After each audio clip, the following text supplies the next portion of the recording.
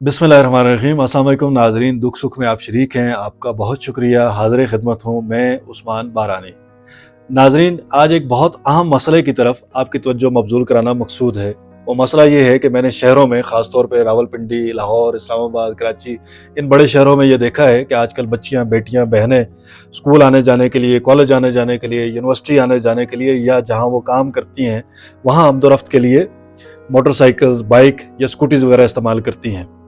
अब इस सिलसिले में जो मैं तवज्जो मबज़ूल करवाना चाहता हूँ वो ये है कि जब भी हमारे माशरे में कोई नया काम होता है, कुछ अजूबा होता है, तो उसके लिए पहले पहल हमारा रवैया बहुत मनफ़ी होता है। जैसा कि जब ख़वातीन ने शुरू शुरू में ड्राइविंग का आगाज़ किया तो हम मुड़ मुड़ के देखते थे, छेड़खानी करते थे, और कभी भी हमने कोई बहुत हौसला अफ़ज़ा माहौल बनाने की कोशिश नहीं की ख़वातीन के लिए कि वो ड्राइविंग कर सकें। इसी तरह से ये बच्चियाँ बहुत मजबूरी के आलम में जब अपना स्कूटीज़, बाइक, मोटरसाइकिल इन पे आमदोरफ़्त करती हैं तो इनके लिए हमारा रवैया कुछ बहुत मुस्बत नहीं होता। लोग मुड़ मुड़ के इनकी तरफ देखते हैं, बाज़ औक़ात मन चले छेड़खानी करने की कोशिश करते हैं, बाज़ औक़ात लोग इनको हक़ारत की निगाहों से देखते हैं।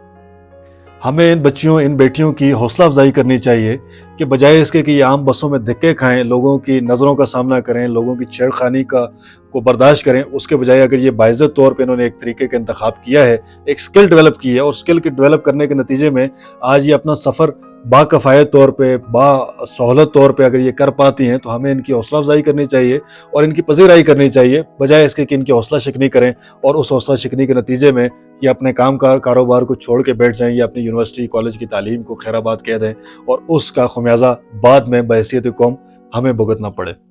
इस सिलसिले में अपनी राय, अपनी तजावीज़ से आगाह कीजिए। आपका बहुत शुक्रिया। जज़ाकल्लाह खैर।